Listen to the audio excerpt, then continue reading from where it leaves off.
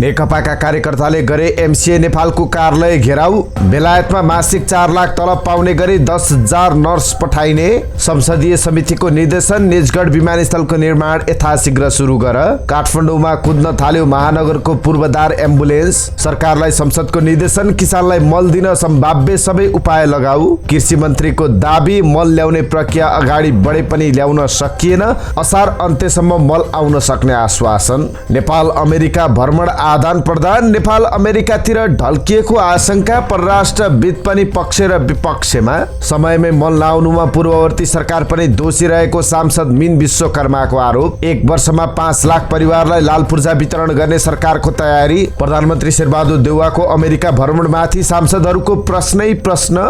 एमाले सचिवालय बैठक, घनश्यामसँग स्पष्टीकरण सोध्ने सिफारिसबारे छलफल नै भएन।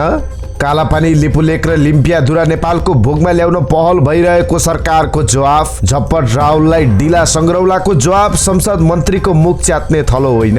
वाम एकताबारे बहस कार्यक्रम हुने, प्रमुख वक्ता घनश्याम भुसाल। संसदीय चुनावमा क्षतिपूर्ति सहितको जित हासिल गर्ने प्रचण्डको उद्घोष। प्रधानमन्त्री शेरबहादुर देउवाको भूमिका सन्तोषजनक रहेको नेपाली कंग्रेसका नेता शशाङ्क कोइरालाको भनाई। विराटनगरमा विमानस्थल पीडितद्वारा मुख्यमन्त्री कार्यालय अगाडि प्रदर्शन। वीरगञ्जबाट 113वटा कछुवा सहित 1 जना पक्राउ। अनाम नगरमा पान पसलको भित्ता फुटाएर सँगै रहेको सुनचाँदी पसल लुट्ने प्रयास। सहर पसेको चितुवाको इटहरीमा सकुशल उद्धार। कबड्डी 4ले बौद्ध धर्मको मानमर्दन गरेको भन्दै काठमाडौँ प्रशासनमा उजुरी। अर्थ मन्त्रालयले गर्यो समाचारको खण्डन, बाहिरको मान्छे आएर करको दर हेरफेर नगरेको दाबी। पैगम्बर मोहम्मद विवाद, राँचीमा कसरी भड्किएको थियो हिंसा। इन्डियन प्रिमियर लिग आइपिएल को मिडिया राइट्स 6 खर्बमा बिक्यो। प्रति खेलका आधारमा अहिलेसम्मकै उच्च मूल्यमा मिडिया अधिकार बिक्री। र बन्दुक कानुन कडाईको माग गर्दै अमेरिका भर प्रदर्शन। सुप्रभात। आज मिति 2079 साल जेठ महिनाको 31 गते मंगलबार, इस्वीसम्म 2022 जुन 14 तारिक। आज विश्व रक्तदाता दिवस। सदाका दिन जस्तै आज पनि हामी देशभरका महत्त्वपूर्ण खबर लिएर तपाईँ माझ उपस्थित भएका छौँ। तपाईँले हाम्रो यस युट्युब च्यानललाई सब्स्क्राइब गर्नुभएको छैन भने कृपया हाम्रो यस युट्युब च्यानललाई सब्स्क्राइब गर्नुहोला। साथै सँगै रहेको बेल आइकनलाई क्लिक गर्न नबिर्सिनुहोला। तपाईँले हाम्रो भिडियो सामग्री कुन ठाउँबाट हेर्दै हुनुहुन्छ, आफ्नो गाउँठाउँको नाम तलको कमेन्ट बक्समा लेखिदिनुहोला। आजको समाचार सुरुवात गरौँ एमसीसी नेपालको कार्यालय घेराउ गरिएको प्रसङ्गबाट। अमेरिकी सहयोग परियोजना एमसीसी खारेजीको माग गर्दै एमसीसी नेपालको कार्यालय घेराउ गरिएको छ। एमसीसी देशको हितमा नरहेको भन्दै नेत्र विक्रम चन्द विप्लव नेकपा निकट अखिल नेपाल ट्रेड युनियन महासंघ क्रान्तिकारीले नेपालमा रहेको एमसीसी नेपालको कार्यालय घेराउ गरेको छ। विप्लवको पार्टीले एमसीसी देशको हित विरुद्ध रहेको बताउँदै आएको छ। यसभन्दा अगाडि पनि एमसीसी कार्यालय घेराउ गरिएको थियो। सरकारले बेलायतमा मासिक करिब 4 लाख तलब हुने गरी रोजगारका लागि नेपाली नागरिक पठाउने प्रक्रिया सुरु गरेको छ। बजेटको मन्त्रालयगत शीर्षकमाथिको छलफलमा उठेका प्रश्नहरूको जवाब दिँदै सोमबार श्रम, रोजगार तथा सामाजिक सुरक्षा मन्त्री कृष्ण कुमार श्रेष्ठले 10,000 जनशक्ति बेलायत पठाउने गरी सम्झौता गर्न थालेको जानकारी दिनुभएको हो। उहाँका अनुसार बेलायतमा नर्सलाई पठाउन लागि छ। मन्त्री श्रेष्ठले जापान, कोरिया, न्युजिल्यान्ड लगायतका देशमा श्रमिक पठाउनका लागि समेत पहल भइरहेको जानकारी दिनुभएको छ। संसदको अन्तर्राष्ट्रिय सम्बन्ध समितिले निजगढ अन्तर्राष्ट्रिय विमानस्थलको निर्माण कार्य यथाशीघ्र सुरु गर्न सरकारलाई निर्देशन दिएको छ। समितिले गठन गरेको नागरिक उड्डयनसँग सम्बन्धित समस्याहरूको अध्ययन, अनुगमन र विश्लेषण गर्न गठन गरेको उपसमितिको प्रतिवेदनलाई सोमबार पारित गर्दै कार्यान्वयनका लागि सम्बन्धित निकायमा पठाउने निर्णय गरेको छ। सो प्रतिवेदनमा निजगढ विमानस्थलबारे भनिएको छ, विमानस्थल निर्माण सम्बन्धी दीर्घकालीन गुरु योजनालाई अन्तिम रूप दिई यथाशीघ्र अन्तर्राष्ट्रिय विमानस्थलको निर्माण कार्य सुरु गर्ने। एम्बुलेन्स भन्ने बित्तिकै हामी यस्तो सवारी बुझ्छौं जसले आकस्मिक बिरामीलाई अस्पताल दौडाउँछ।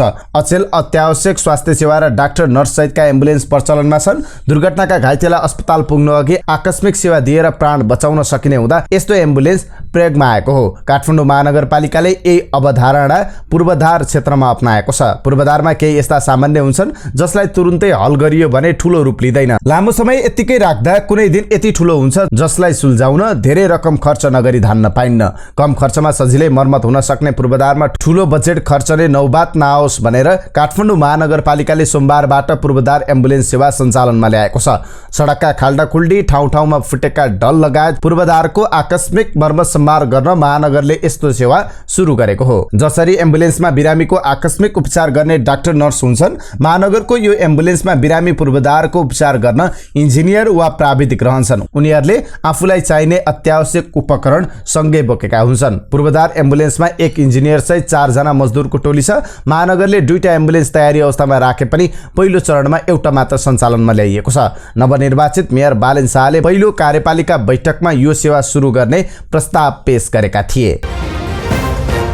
प्रतिनिधि सभाले किसानलाई रासायनिक मल उपलब्ध गराउन सम्भाव्य सबै उपाय अवलम्बन गर्न सरकारलाई निर्देशन दिएको छ। सोमबार नेकपा एमालेका सांसद विशाल भट्टराईले पेश गरेको रासायनिक मल सम्बन्धी जरुरी सार्वजनिक महत्त्वको प्रस्ताव सर्वसम्मतिले पारित गर्दै प्रतिनिधि सभाले सरकारलाई यस्तो निर्देशन दिएको हो।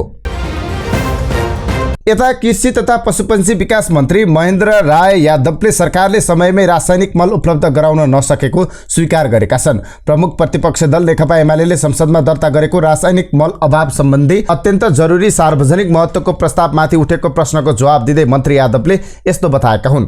कृषि सामग्री कम्पनी लिमिटेडले 1,05,000 मेट्रिक टन र साल्ट ट्रेडिङ कम्पनीले 1,17,000 मेट्रिक टन रासायनिक मल ल्याउने प्रक्रिया सुरु गरिए पनि समयमै ल्याउन नसकिएको उनले बताए। मल नल्याउने ठेकदार कारबाही सुरु गरिएको पनि मन्त्री यादवको भनाइ थियो।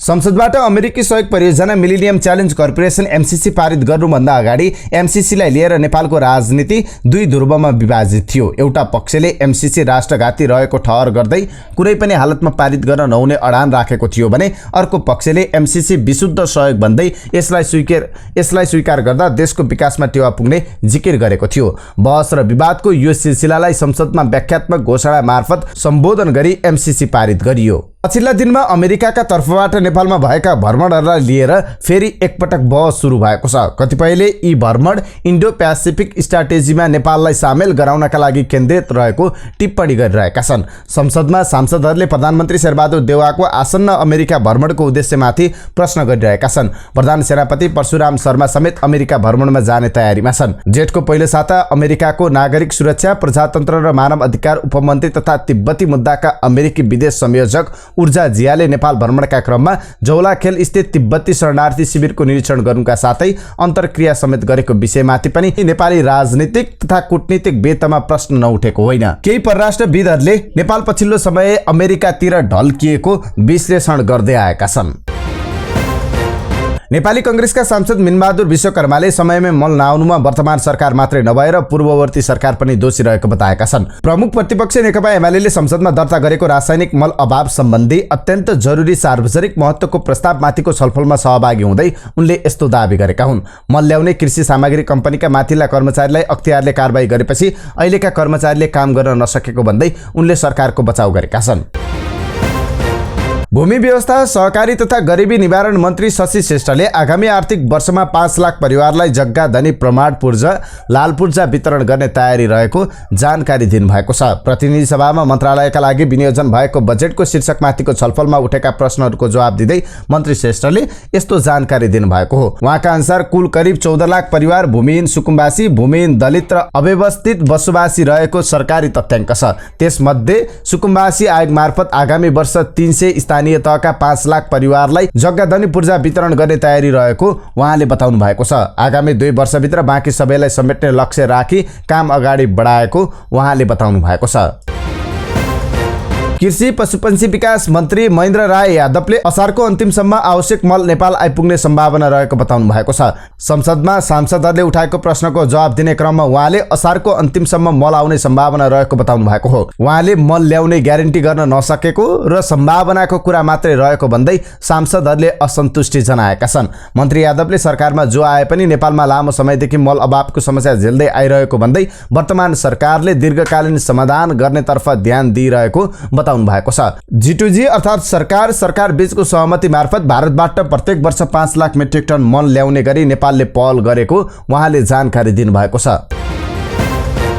प्रधानमन्त्री शेरबहादुर देउवाको अमेरिका भ्रमणका विषयमा आशंका व्यक्त गर्दै सांसदहरूले जानकारीको माग गरेका छन्। हालै नेपाल भ्रमणमा आएका अमेरिकी सेनाका पेसिफिक कमान्डका वरिष्ठ जनरल चार्ल्स ए फ्लिन स्वदेश फर्किसकेका छन्। परराष्ट्र मन्त्रालयका अनुसार अबको केही दिनपछि इन्डो पेसिफिकका प्रमुख जोन लिनोले नेपाल भ्रमण गर्ने तयारी चलिरहेको छ। प्रधान सेनापति परशुराम शर्माले 13 देखि 17 असारसम्म अमेरिका भ्रमण गर्ने र त्यस लगत्तै प्रधानमन्त्री शेरबहादुर देउवा पनि जाने तयारी छ। तर यस विषयमा संसदलाई जानकारी नभएको भन्दै संसदको अन्तर्राष्ट्रिय सम्बन्ध समितिको बैठकमा सांसदहरूले प्रश्न उठाएका छन्। पछिल्लो समय अमेरिकाको राजनीतिक तथा सैन्य क्षेत्रबाट बाक्लो आवत-जावत चलिरहेको छ। मिलेनियम च्यालेन्ज कर्पोरेसन एमसीसी संसदबाट पारित भएसँगै नेपालमा बढिरहेको अमेरिकी आवागमनले इन्डो पेसिफिक रणनीतिमा हस्ताक्षर गराउन दबाव सिर्जना गरेको आशंका सांसदहरूको छ।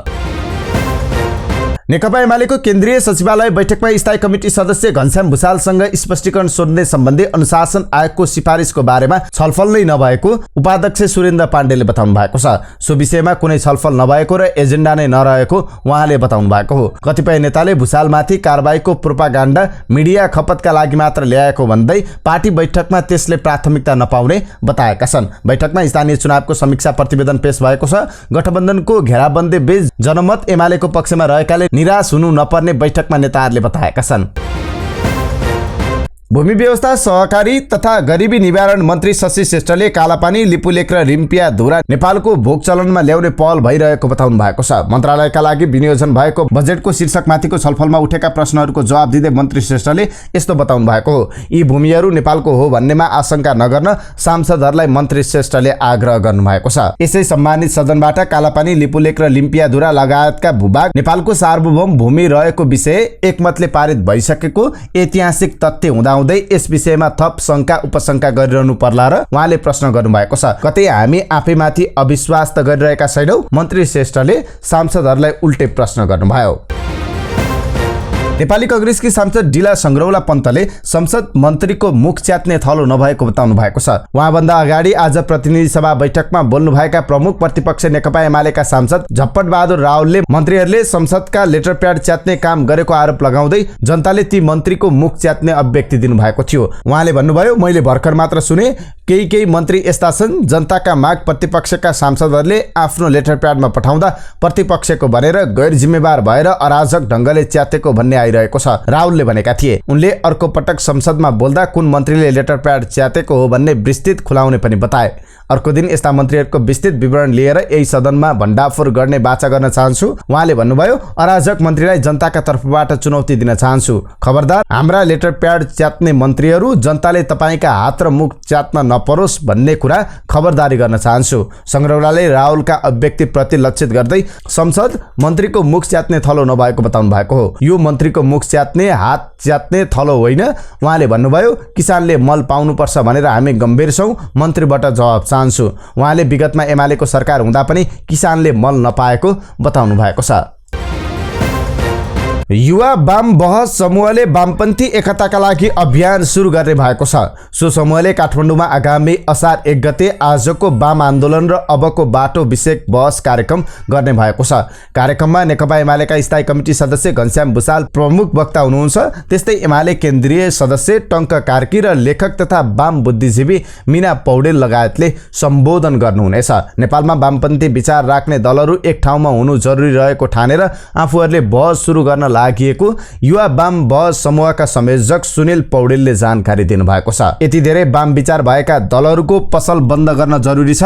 वामपन्थी दल विभाजन हुँदा परिवर्तनकारी शक्तिले चुनाव हार्ने देखिएको छ। पौडेलले भने, अहिले हामीले काठमाडौँमा रहेका केही युवा विद्यार्थीसँग बहस गर्न लागेका हौं। फुटकर रूपमा पहिले पनि गरेका थियौं, अब यसलाई देशव्यापी बनाउँछौं। नेपाल कम्युनिस्ट पार्टी माओवादी केन्द्रले स्थानीय तहको निर्वाचनका क्रममा बर्दियामा अनपेक्षित परिणाम ल्याएकोले संघ र प्रदेशको निर्वाचनमा क्षतिपूर्ति सहितको जित हासिल गर्नुपर्ने अध्यक्ष पुष्पकमल दाहाल प्रचण्डले बताउनु भएको छ। जिल्लामा 5 वटा पालिका जित्ने आकलन हुँदाहुँदै पनि दोस्रो पार्टीका रूपमा समेटिनु पार्टीभित्रको त्रुटि भएकाले पराजयको समीक्षा प्रक्रिया सुरु भएको औल्याउनु भएको छ। नेपाली कांग्रेसका नेता एवं पूर्व महामन्त्री डाक्टर शशाङ्क कोइरालाले पार्टी सभापति समेत रहनुभएका प्रधानमन्त्री शेरबहादुर देउवाको भूमिका सन्तोषजनक रहेको टिप्पणी गर्नुभएको छ। नेता कोइरालाले प्रधानमन्त्री देउवाले पार्टी र सरकारको नेतृत्वको रूपमा लिएको निर्णयमा आफूहरूको कुनै पनि विरोध नभएको स्पष्ट पार्नु भएको छ। सोमबार संसद भवन परिसरमा सञ्चारकर्मीले राखेको जिज्ञासाको जवाब दिने क्रममा उहाँले पार्टीभित्र सबैसँग सल्लाह गरेर नै देउवाले निर्णय लिने भएकाले यसमा असहमति राख्नुपर्ने कुनै कारण नरहेको प्रतिक्रिया समेत दिनुभएको छ।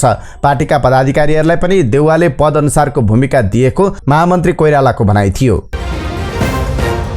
जिल्ला समन्वयन समिति बाराको प्रमुखमा एमालेका उम्मेद्वार नरेन्द्र शाह निर्वाचित हुनुभएको छ। निकटतम प्रतिद्वन्दी कांग्रेसका रामदायल धनुकलाई 11 मतले हराउँदै जिल्ला समन्वयन समिति बाराको प्रमुखमा निर्वाचित हुनुभएको। एमालेका उम्मेद्वार शाहले 20 मत ल्याउँदा शाहका निकटतम प्रतिस्पर्धी कांग्रेसका रामदायल धनुकले 9 मत प्राप्त गर्नुभएको छ।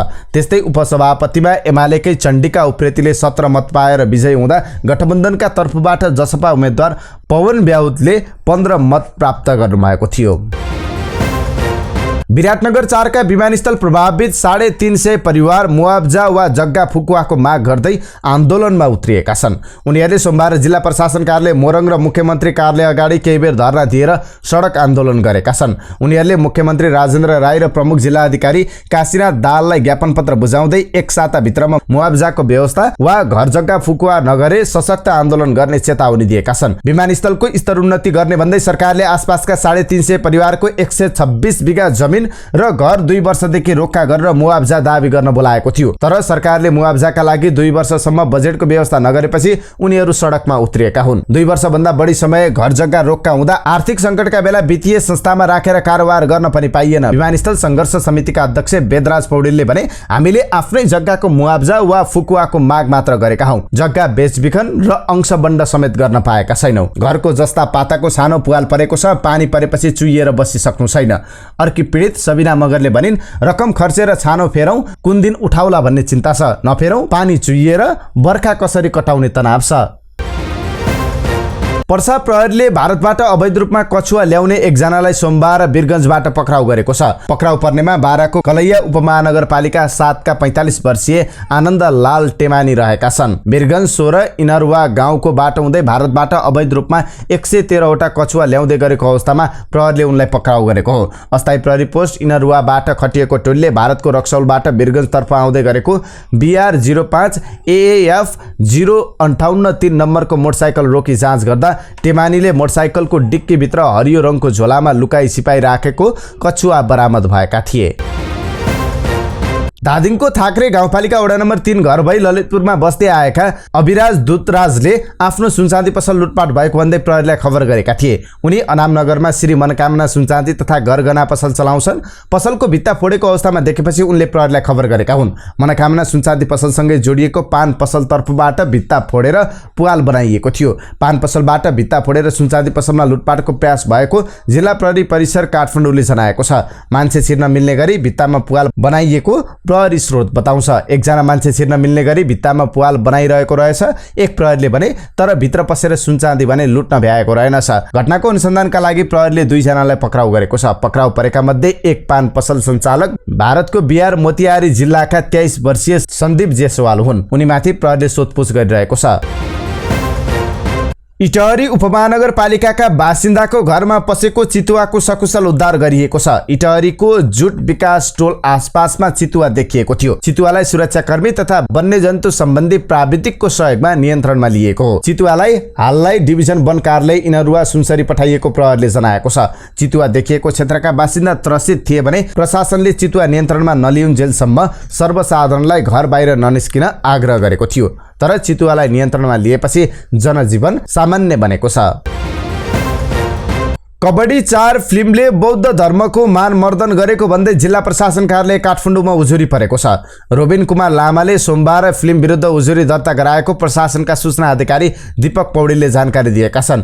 निवेदक लामाले फिल्मको प्रदर्शन रोक्न समेत माग गरेका छन्। उनले दृश्य काटछाट गर्न पनि माग गरेका छन्। निवेदनमा सेन्सर बोर्ड र सञ्चार तथा सूचना प्रविधि मन्त्रालयलाई विपक्षी बनाइएको छ। उजुरीमा लामाले उल्लेख गरेका छन् कबड्डी 4 चलचित्रको मूल कथावस्तु र प्रस्तुतिका दृश्यहरू बौद्ध धर्मावलम्बी, लामा, भिक्षुवर्ग, सनातन बौद्ध अपहेलित गर्ने साथै सामाजिक सुसम्बन्धमा विरोध पर्ने प्रकृतिको रही सार्वजनिक हित, सदाचार तथा नैतिकताको प्रतिकूल असर पर्ने विषय समावेश हुँदाहुँदै चलचित्र निर्माण, प्रदर्शन तथा वितरण ऐन 2026 को दफा 8 को उपदफा 4 बमोजिम हटाउन लगाई काटछाट वा हेरफेर गर्न आदेश जारी गर्ने पाऊ। रामबाबु गुरुङ निर्देशित फिल्मले प्रदर्शनको 16 दिनसम्म 20 करोड रुपियाँ बढी ग्रस कमाइ गरेको छ। त्रिभुवन विश्वविद्यालयले परीक्षामा सोधिने प्रश्नपत्रका सम्बन्धमा छानबिन समिति गठन गरेको छ। रजिस्ट्रार तथा केन्द्रीय परीक्षा समितिका अध्यक्ष प्राध्यापक डाक्टर पेशल दाहालले प्रश्नपत्र हुबहु सम्बन्धमा छानबिन समिति गठन गरिएको जानकारी दिनुभएको छ। उहाँका अनुसार प्राध्यापक घनश्याम भट्टराईको संयोजकत्वमा 3 सदस्यीय छानबिन समिति गठन गरिएको छ। अर्थ मन्त्रालयले समाचारको खण्डन गरेको छ। अन्नपूर्ण पोस्ट दैनिकको 30 गते 2079 को मुख्य पृष्ठमा मध्यराती बजेटमा जब चुक्कुल लाग्यो शीर्षकमा अर्थमन्त्री र मन्त्रालयलाई जोडेर प्रकाशित समाचारप्रति अर्थ मन्त्रालयले गम्भीर ध्यानकर्षण भएको बताएको छ। मन्त्रालयको विज्ञप्तिमा भनिएको छ, आर्थिक ऐन मार्फत राजस्व सङ्कलन गर्ने, करका दर परिवर्तन गर्ने तथा राजस्व प्रशासन सम्बन्धी प्रचलित कानुनलाई संशोधन गर्ने सम्बन्धमा मन्त्रालयमा रहेको अधिकारको परिधिभित्र गरिएको छ। निजी, सरकारी तथा गैर सरकारी क्षेत्र लगायत विभिन्न विज्ञहरूको राय सुझावका आधारमा अर्थ मन्त्रालयले करको दरहरू प्रस्ताव गर्ने प्रचलित अभ्यास रहेको छ। मुलुकको अर्थतन्त्रको विकास र सुधारका विषयमा निरन्तर क्रियाशील रहनुभएका माननीय अर्थमन्त्रीका बारेमा भ्रम सिर्जना हुने गरी तथ्य र तर्कभन्दा टाढा रही कपोलकल्पित र भ्रमपूर्ण विषय राखी समाचार प्रकाशित हुनु खेदजनक छ, विज्ञप्तिमा भनिएको छ। सन्तुलित, तथ्यपूर्ण र विश्वसनीय समाचारका लागि सम्बन्धित पक्षको आधिकारिक भनाइ राख्नुपर्ने पत्रकारिताको सामान्य सिद्धान्तलाई समेत विचार नगरी प्रकाशित यस्ता समाचारले समाजमा भ्रम पैदा गर्ने मन्त्रालयले बताएको छ। अमेरिकी डलरको तुलनामा भारतीय मुद्रा 6 महिनादेखि लगातार घटिरहेको छ। जनवरी यता मात्र 5% घटेको छ। सोमबार भारतीय बजारमा 1 डलर बराबर 78 भारूमा कारोबार भएको थियो। भारतीय शेयर र ऋणपत्र बजारबाट विदेशी मुद्रा बाहिरिँदा र पेट्रोलियम पदार्थको मूल्य आकाशिँदा भारूको भाउ घट्न थालेको त्यहाँका सञ्चार माध्यमले लेखेका छन्। विश्वभर ब्याज दरमा भइरहेको वृद्धिले पनि भारतबाट संस्थागत लगानीकर्ताहरूले लगानी फिर्ता गर्ने प्रयास गरिरहेका छन्। भारूसँग नेपाली मुद्राको समानान्तर विनिमय दर कायम छ, अर्थात् भारू र नेपाली मुद्राको सट्टै दरमा फरक पर्दैन। तर डलर लगायत अन्य मुद्राको तुलनामा भारू बलियो वा कमजोर हुँदा त्यसको असर नेपाली मुद्रामा पर्छ। 100 भारू बराबर 160 नेपाली रुपियाँ छ। 6 महिना यता भारू जस्तै नेपाली मुद्रा पनि डलरसँग करिब 5% अर्थात् 4.69% अवमूल्यन भइसकेको छ। गत जनवरीमा 1 डलरका लागि 119.36 पैसा तिरिरहेका नेपालीले अहिले 124 रुपियाँ 84 पैसा तिरिरहेका छन्। यो नेपाली मुद्रामा भएको हालसम्मकै उच्च अवमूल्यन हो। सोमबार भारूमा आएको गिरावटसँगै नेपालमा पनि नेपाली रुपियाँ थप अवमूल्यन हुने देखिएको छ। नेपाली मुद्राको तुलनामा डलर बलियो हुँदा त्यसको लाभ नेपाल भित्रिने रेमिटान्समा पर्छ। राष्ट्र बैंकले गत शुक्रबार मात्रै सार्वजनिक गरेको प्रतिवेदन अनुसार वैशाखसम्म रेमिटान्स अमेरिकी डलरका आधारमा 1.6% घटेको भए पनि नेपाली मुद्रामा 0.2% बढेर 8 खर्ब 11 अर्ब पुगेको थियो। यता नेपाली मुद्रा कमजोर हुँदा आयातका लागि जाने रकम मात्र बढ्दैन, यहाँ वस्तुको भाउ समेत उकालो लाग्न थाल्छ। 10 जुन दिउँसो शुक्रबारको नमाजपछि मुस्लिम समुदायका मानिसहरू बीजेपीका पूर्व प्रवक्ता नुपुर शर्माको गिरफ्तारीको माग गर्दै मुख्य सडकमा जुलुस निकाले। यिनीहरू मध्ये कसैले हातमा धार्मिक झण्डा त कसैले हातमा कालो झण्डा लिएर प्रदर्शन गरिरहेका थिए। जुलुसमा सहभागीहरू हनुमान मन्दिरसम्म शान्तिपूर्ण तरिकाबाट नाराबाजी गर्दै गइरहेका थिए। हनुमान मन्दिर पुग्ने बेला जुलुसमा सहभागी भएका केही व्यक्तिहरू मन्दिरमा ढुङ्गामुढा गर्न थाले। जुलुसमा सहभागी केही व्यक्तिहरूले त्यस्तो नगर्न आग्रह गर्दा पनि उनीहरूले मानेनन्। त्यहाँ रहेका प्रहरी पहिला शान्त बसिरहेका थिए, तर केही समयपछि प्रहरीले फायरिङ सुरु गर्यो। त्यसपछि भिडमा रहेका व्यक्तिहरू झन् धेरै आक्रोशित भए। यसै दौरान भएको ढुङ्गा प्रहारबाट एसएसपी सहित केही प्रहरीलाई चोट लाग्यो। प्रहरीका अनुसार 12 प्रहरी गरी जम्मा 24 जना घाइते भएका थिए। अहिले पनि भारतभर हिंसा भड्किएको छ। उक्त घटनापछि देशभर साम्प्रदायिक दंगा फैलिँदै गइरहेको छ। आईपीएल क्रिकेटको मिडिया राइट्स आईपीएल मिडिया अधिकार 5 वर्षका लागि 39,035 करोड भारूमा करिब 5 बिलियन अमेरिकी डलर अर्थात् 6 खर्ब 25 अर्ब नेपाली रुपियाँमा बिक्री भएको क्रिक इन्फोले जनाएको छ। यो अधिकार इन्डियन सब कन्टिनेन्टका लागि मात्र हो, बाँकी देशका लागि मिडिया अधिकारको छुट्टै रकम लिइनेछ। मिडिया अधिकार बिक्री भएको यो मूल्य अहिलेसम्मकै सर्वाधिक हो। आईपीएलले अमेरिकाको एनएफएल र इङ्ग्लिस प्रिमियर लिगलाई प्रति खेलको मूल्यमा पछि पारेको छ। सन् 2023 देखि 2027 सम्मको 5 वर्षका लागि टिभी तथा डिजिटल प्रसारण अधिकारका लागि आईपीएलले 2 दिन ई अक्सन गरेको थियो। आईपीएलका खेल प्रत्यक्ष प्रसारण गर्नका लागि भारतीय क्रिकेट नियन्त्रण बोर्डले मिडिया अधिकार बिक्री गरेको हो। पछिल्लो 5 वर्षका लागि भन्दा मिडिया अधिकार दोब्बर मूल्यमा बिक्री भएको छ। अघिल्लो 5 वर्षका लागि 2.5 बिलियन अमेरिकी डलर अर्थात् 3 खर्ब रुपियाँमा मिडिया अधिकार बिक्री भएको थियो। आगामी 2023 देखि 27 को आईपीएल का लागि टिभी अधिकार सोनीले हात पार्न सफल भएको छ भने डिजिटल अधिकार रिलायन्सले लिएको बताइएको छ। टिभी प्रशासन अधिकारको मूल्य 21,275 करोड भारू र डिजिटल अधिकारको मूल्य 17,760 करोड भारू रहेको छ। समाचारको अन्त्यमा एउटा अमेरिकाको प्रसंग। अमेरिकामा पछिल्लो समय गोली प्रहारका घटनामा वृद्धि भएसँगै बन्दुक कडाईको माग गर्दै प्रदर्शन चर्किएको छ। अमेरिका भर गरिएको प्रदर्शनमा हजारौं मानिस सहभागी भएको अन्तर्राष्ट्रिय सञ्चार माध्यमले जनाएका छन्। प्रदर्शनकारीले म बन्दुकको गोलीबाट स्वतन्त्रता चाहन्छु भन्ने नारा लेखेका प्ले कार्ड सहित विरोध जनाएका छन्। अमेरिकी राष्ट्रपति जो बाइडेनले विरोध प्रदर्शनप्रति समर्थन जनाएका छन्। हतियारमाथि प्रतिबन्ध लगाउन, खरिदकर्ताको पृष्ठभूमि अध्ययन गर्न र बन्दुक नियन्त्रणका लागि अन्य उपाय लागू गर्न राष्ट्रपति बाइडेनले आग्रह गरेको बीबीसीले जनाएको छ।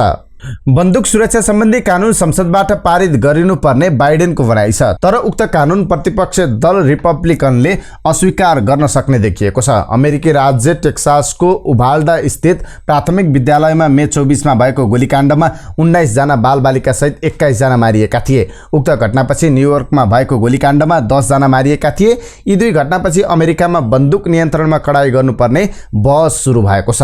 बीबीसीका अनुसार सन् 1968 देखि सन् 2017 सम्म गोली प्रहारबाट अमेरिकामा मात्रै करिब 50 लाख व्यक्तिको ज्यान गएको छ। यो संख्या सन् 1775 को अमेरिकी स्वतन्त्रता संग्राम यताका सबै युद्धमा मारिने अमेरिकी सैनिकको भन्दा बढी हो। सन् 2020 मा मात्रै बन्दुकबाट 45,000 भन्दा बढी अमेरिकीको मृत्यु भएको US centre for disease control and prevention CDC ले जनाएको छ। यसमा हत्या र आत्महत्या दुवै सामेल छ। यसमध्ये बन्दुकको प्रयोगबाट हुने आत्महत्याको संख्या 54% रहेको छ। सन् 2016 मा भएको एक अध्ययनले आत्महत्याका घटना हुनुमा हतियार साथमै रहनु धेरै हदसम्म अन्तर्सम्बन्धित रहेको पाइएको बीबीसीले उल्लेख गरेको छ। यिनै समाचार सामग्री सहित हामी समाचारको अन्त्यमा आएका छौं। प्रस्तुत गरेको समाचार सामग्रीमा तपाईको केही टिका टिप्पणी भए तलको कमेन्ट बक्समा लेखिदिनु होला। साथै सत्य र तथ्य समाचारका लागि हाम्रो यस युट्युब च्यानललाई सब्स्क्राइब गर्न नबिर्सनु होला। हाम्रो समाचार सामग्री हरेक दिन बिहान 4:30 बजे र बेलुकी 5 बजे आउने र दिनभरको समाचार अपडेट हरेक दिन साँझ 5 बजे आउनेछ। तपाईको बाँकी पल सुखद रहोस्, स्वस्थ रहनुहोस्, मस्त रहनुहोस्।